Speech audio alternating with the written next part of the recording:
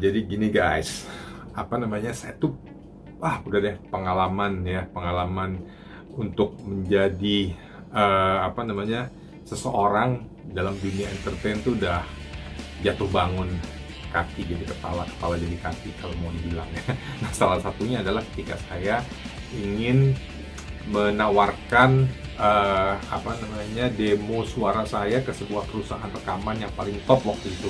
Penyanyi-penyanyi top semuanya lah di situ. Kalau yang pemerhati musik Indonesia dari zaman dulu pasti tahu perusahaan rekaman apa. Penyanyi cantik-cantik semuanya. Dan penyanyi cowoknya juga ada ya, tapi memang semuanya udah pada top. Saya coba untuk maju di sana, bawa demo vokal saya, baru juga sampai di tempat di pintu gerbangnya ada satpam di situ. Satpamnya nanya, "Mas mau ngapain?" "Saya mau ngelamar Pak jadi penyanyi." Tahu nggak jawabannya apa? Bukannya disuruh masuk ya, maksudnya oh ya silahkan di dalam temui bagian apa kayak gitu. Tahu nggak jawabannya apa? Nah itu dia jawabannya, jam kukuk.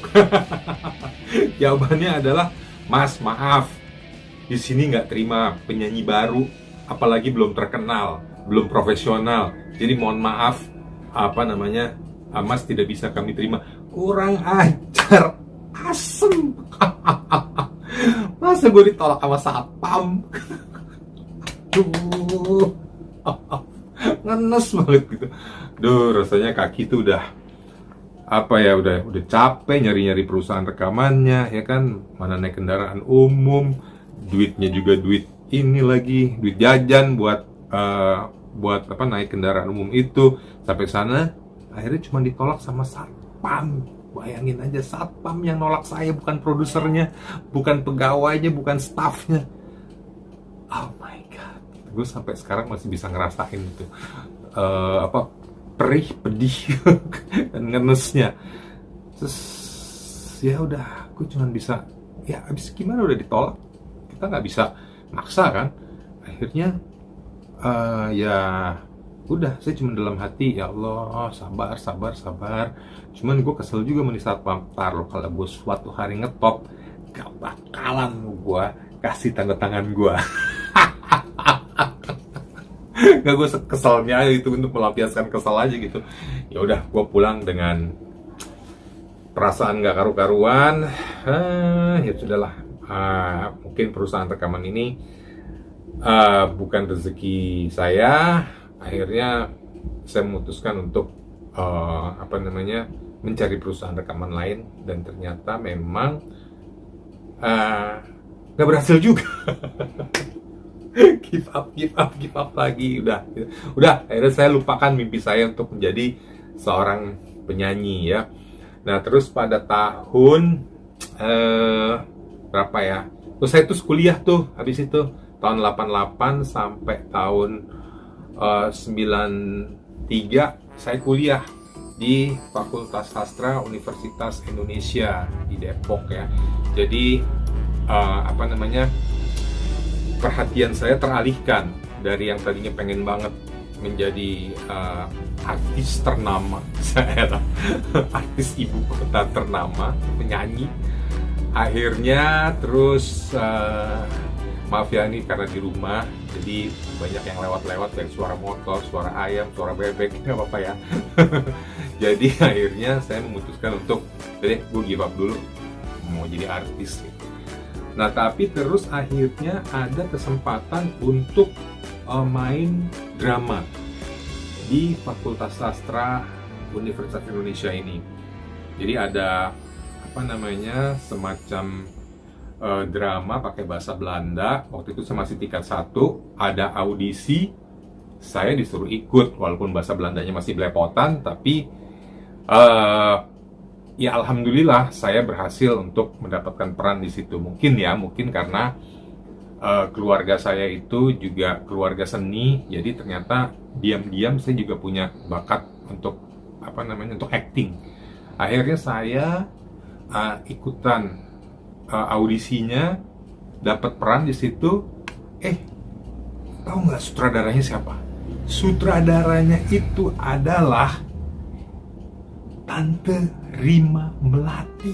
Wow, luar biasa kan, seorang yang sangat saya kagumi, karena sepak terjangnya dalam dunia acting sudah tidak perlu diragukan lagi. Dan tahu nggak, bawain naskah karangan siapa? Almarhum Arifin Senur. Oh my god, itu kan master of director in Indonesia, sutradara kawakan, sutradara ternama, dan ya karya-karyanya udah sangat luar biasa untuk memajukan dunia perfilman di Indonesia. Jadi saya begitu masuk ke dunia acting langsung digarap sama dua orang ternama ini dan dibantu sama Mbak Jajang Senur. Bayangin tiga orang ini yang biang-biangnya dunia acting ya, dunia film, langsung ngegarap saya. Wah, saya bersyukur banget ikutan audisi Tonil Sastra Belanda ini dan digarap sama tiga orang yang luar biasa ini, Mbak Rima Melati, Arifin Senur, dan Jajang Senur. Kita manggung tadinya cuman di Erasmus House di dekat kedutaan besar Belanda di situ. 2 hari kita manggung, alhamdulillah sukses. And you know what? Ternyata dapat kesempatan ya, begitu sukses di sana, kesempatan untuk manggung di Belanda. Wah, senang banget. Akhirnya latihan keras selama 3 bulan ya, bulan Juni tahun 88 saya berangkat beserta rombongan teman-teman dari sastra Belanda untuk manggung di Belanda. Kita manggung di beberapa kota ya waktu itu ya, di Amsterdam, di Leiden, Brussel itu di Belgia, satu lagi di Utrecht ya, di 4 kota ini selama beberapa bulan gitu.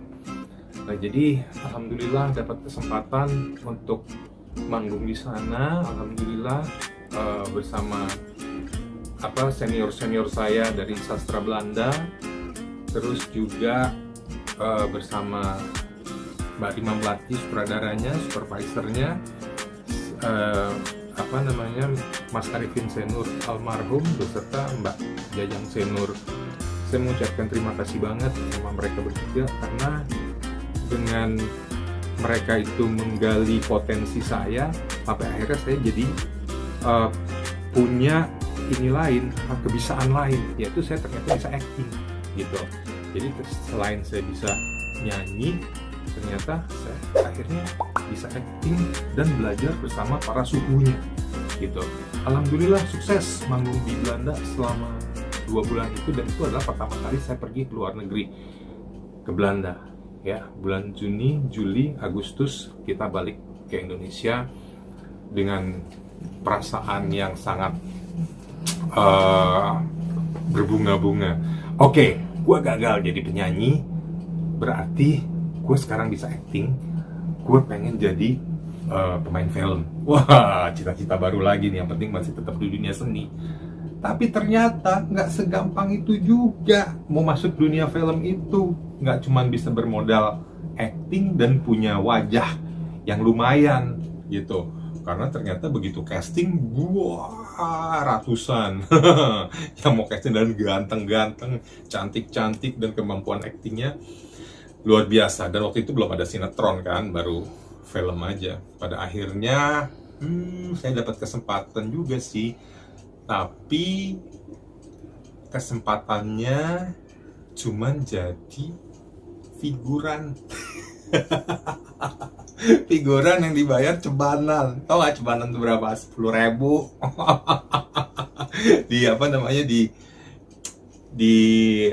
Minta sama teman saya yang memang dia itu pengumpul figuran gitu. Ya akhirnya ya udah deh, gue coba, gue jadi figuran. Akhirnya gue jadi figuran, dibayar 10.000, dipotong agency fee 2.000, dapatnya 8.000 perak. Disuruh datang jam 6 pagi, baru di take-nya jam 6 sore. Itulah nasibnya figuran. Belum lagi kena maki-makian. Zaman dulu itu ya, orang-orang film mulutnya pedes-pedes, jujur aja gitu. pokoknya mulutnya tuh tak senonoh, maki-makian, apa namanya, kebun binatang tuh kalau kita salah sedikit itu udah keluar semua ya, gitu. Asu dan lain-lain tuh udah hal yang biasa lah kita dengar di apa, di lokasi syuting. Nah terus saya tuh pas di lokasi syuting kan memang nggak tahu apa-apa ya, namanya juga figuran, cuman selewat-selewat doang. Lihat bintang-bintang film ternama saat itu kan, Meriam Bellina, Ayu Azari, Doni Damara dan lain-lain. Wah, rasanya kayak ngelihat dewa sama dewi gitu, dewa-dewa, dewi-dewi. Wow, gua kapan nih bisa kayak mereka ya? Jujur aja pengen banget seperti mereka ya. Itu cuma impian anak muda lah gitu. Tapi nggak apa-apa, gue jalanin berapa tahun untuk jadi figuran. 89 kalau nggak salah, 89, 90, 91 tuh apa namanya, masa-masa gue jadi figuran.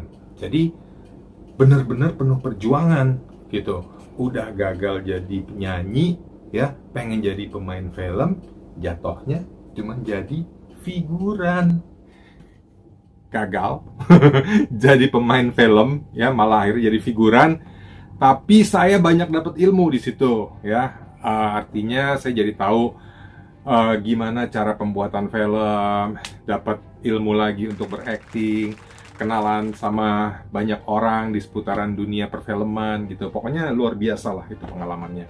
Walaupun saya cuma jadi figuran, dibayar cebanan, dipotong agency fee 2.000, jadi 8.000 perak dapatnya.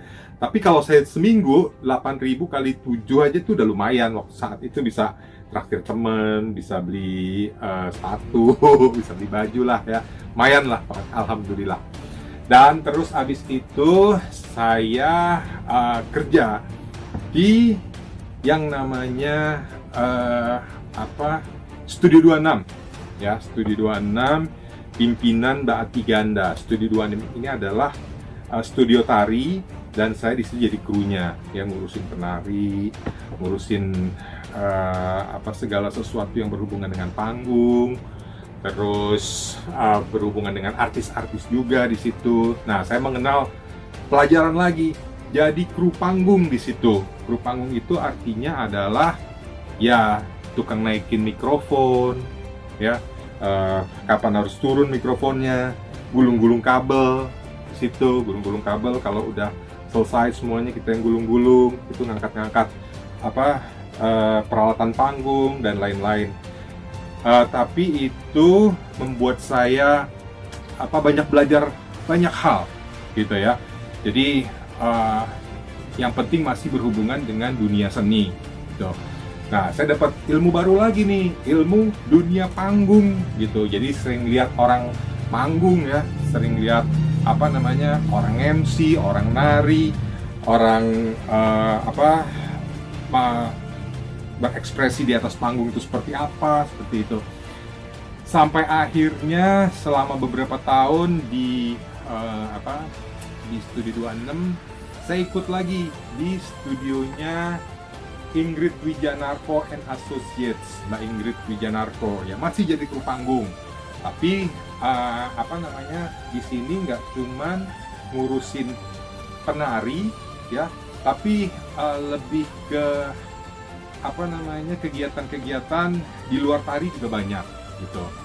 Ya contohnya adalah event-event internasional, meeting-meeting dan yang lain-lain lah seperti itu.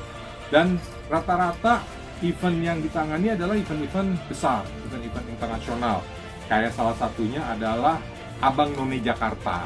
Nah, tahun 90, 91, 92 itu saya jadi stage crew-nya Abang None Jakarta di Ingrid Wijanarko ini. Ya, tetap sih layanin artis. Kadang-kadang artis itu suka, Krisna minta tolong dong beliin rokok, Krisna minta tolong dong beliin makanan, Krisna minta tolong dong ini itu gitu.